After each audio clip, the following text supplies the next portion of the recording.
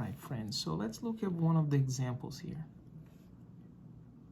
On the assignment work, there's this problem here. Ooh, fancy. There's a fraction looking thing here. All right, I'm gonna panic right now. Why don't you? Of course not. That's what we're here for.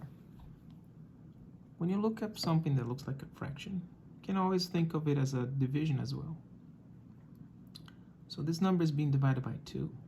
That's a very helpful way to look at it right now. Some of you might be jumping already to a conclusion that is correct, that whatever number divided by 2 means that it's a half of that unknown number. So that means that we can multiply by 2 this term and we get the value of b. Fine. I agree with you. You can move on. You can skip the rest of this video. Now, some of you do not get that, and that's fine.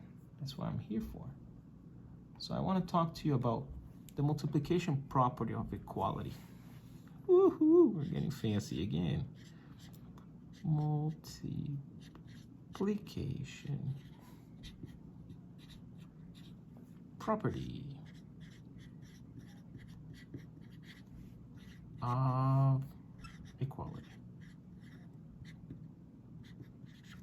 What is the multiplication property of equality? It basically says that you can multiply equal non-zero values to both sides of an equation to create an equivalent equation. Getting fancy still, okay? No problem. Let me break it down to you. Basically, what is this saying is that we can use multiplication in order to find the unknown value, but it cannot be a zero value. That's the only thing I need to point it out.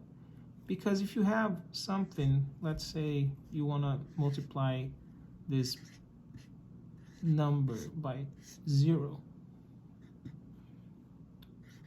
and you want to do it in both sides, you get is 0 equals 0, which is not helpful.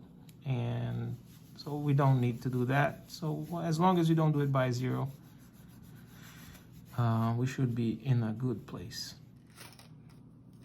Okay, so let's go to the point here of the video, which is to say that we can multiply both sides by 2. This number that has been divided, if we multiply it, we cancel them out. So we get 0 in this side. So we only end with b. 3 times 2 is 6. That's it. Let's go.